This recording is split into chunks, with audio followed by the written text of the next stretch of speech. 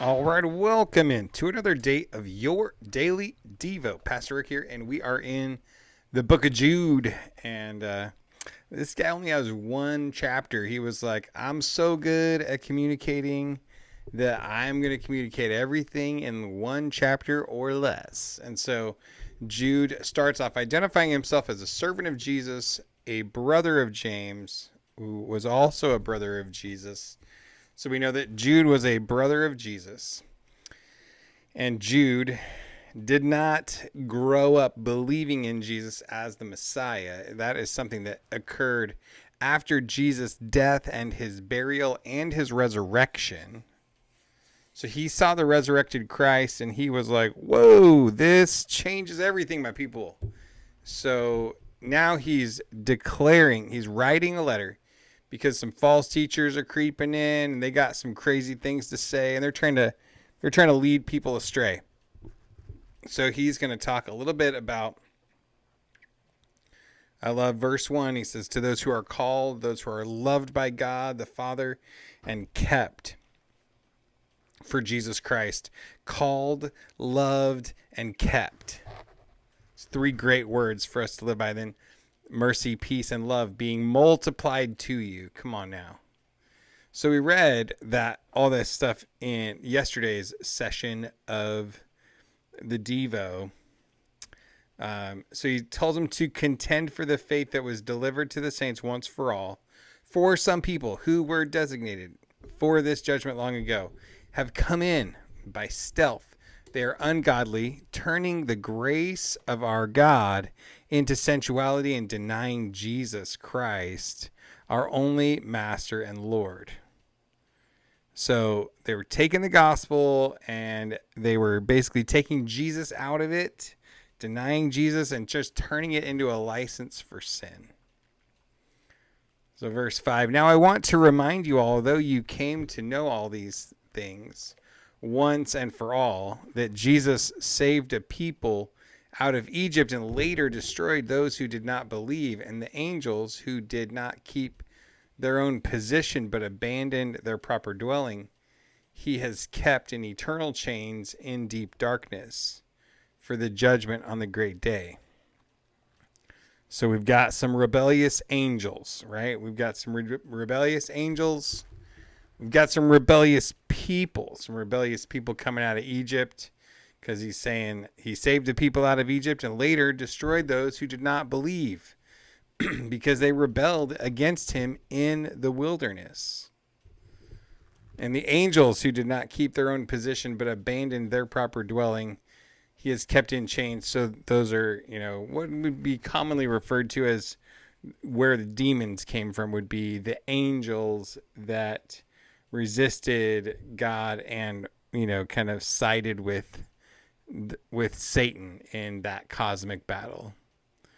He's kept in eternal chains in deep darkness for the judgment on the great day. Likewise, Sodom and Gomorrah and the surrounding towns committed sexual immorality and perversions and serve as an example by undergoing the punishment of eternal fire.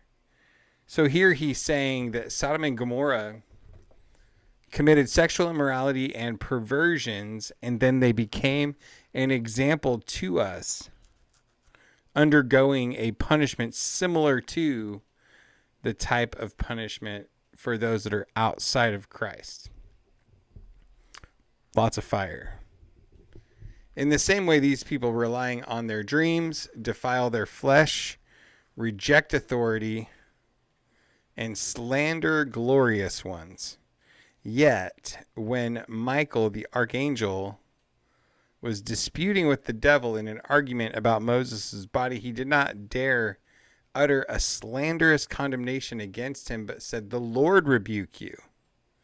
But these people blaspheme anything they do not understand. And what they do understand by instinct, like irrational animals, by these things they are destroyed. Woe to them, for they have gone the way of Cain, have plunged into Balaam's error for profit, and have perished in Korah's rebellion. So that is a lot there, obviously. So first and foremost, we have the big rebellions. We have those that came out of Egypt but did not believe the Lord in the wilderness. And it's like, man, what a failure to allow the miracle working power of God to bring you along in your relationship with God, that you're actually happy to continue to serve him even when times get tough. And then, man, how do you even understand, how do you even explain the angels who lived in perfection in heaven, or however you want to phrase that? They did not keep their own position, but abandoned their proper dwelling. He is kept in eternal chains in deep darkness for the judgment on the great day. And then Sodom and Gomorrah, again, so it's trying to make this case that there is a price to be paid, a punishment that comes along with these sins of sexual immorality, of perversion, because there are some people that were definitely doing all that kind of stuff and yet kind of holding it up as okay, as kind of righteous living. And that happens a lot in today's culture as well. We have people that are trying to take parts of the Bible and basically rewrite how we understand how those things are interpreted so that they can make their thing, whatever it might be, it varies from topic to topic, but to make their thing, their position, okay, legal, non-sin, doesn't have to be corrected kind of a thing. So there's lots of rebellion here, lots of turning your back on the Lord. And basically he's saying, don't do it. Don't do it. Don't turn your back on the Lord. Don't go the other way.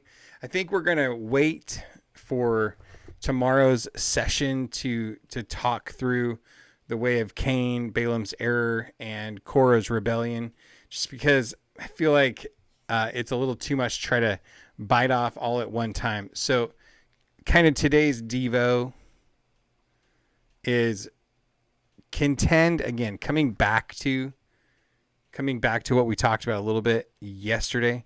Contend for the faith, because there are those out there that are going to try to eliminate you, to derail you, to lie to you, to deceive you, to pull you away from your relationship with Jesus Christ. So contend for the faith.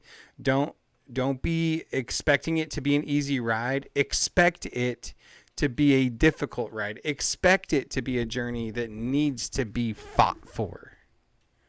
I don't mean in a violent way, like, anything like that, but just fighting for it and having conviction and being strong and taking it to the end and not giving up.